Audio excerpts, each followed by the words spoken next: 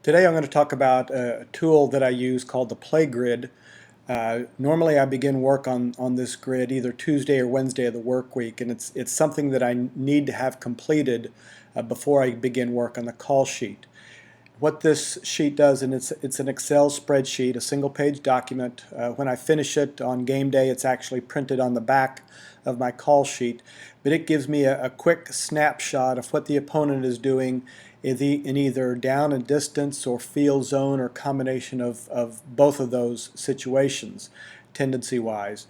On this call sheet here, just for some explanation purposes, if you look at all of the vertical columns, these are all down and distance. A through H are all down and distance plays. So in this A column here that I've highlighted, it includes all the opponent's plays that they've run on 1st and 10. So all of the vertical columns A through H are grouped by down and distance. On the other hand, all the horizontal rows are field zone plays. So in this example, in row 1, are all the plays that the opponents run in backed up, meaning their goal line to their 19-yard line, their own. So it'd be goal to negative 19. These are all the plays that they run in that field zone. So a combination of both, for instance, A1, this gives you this is all the plays the opponents run 1st and 10 from their own goal line to the 19-yard line. So it gives you a quick snapshot of what they're doing in those situations, in those areas. Each one of these plays here is an individual cell in the worksheet.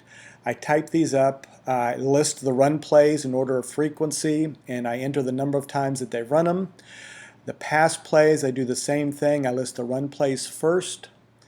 You can see here in this column, A1, there are 4 run plays. They've run power 3 times, ISO 3 times, counter sweep once, and draw once.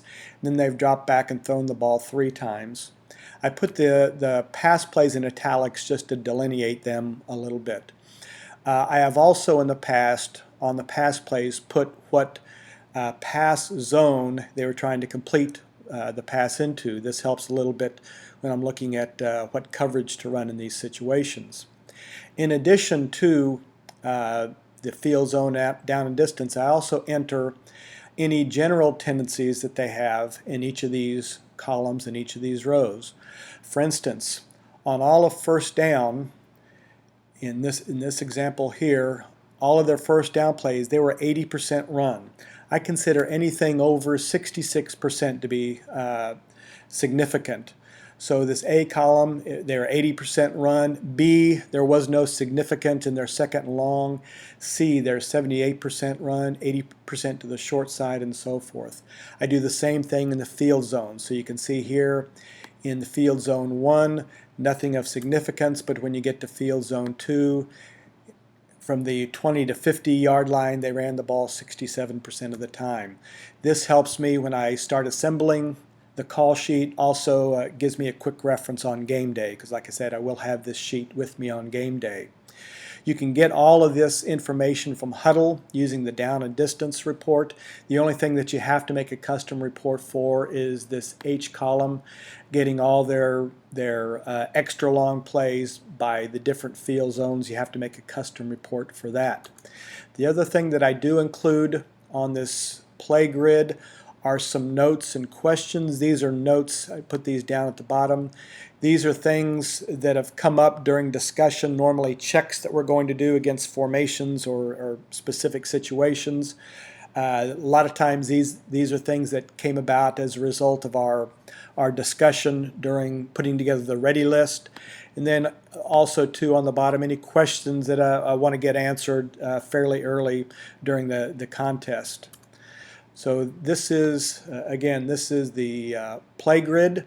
You can download a sample of that by clicking on the PlayGrid in the blog or the link to it.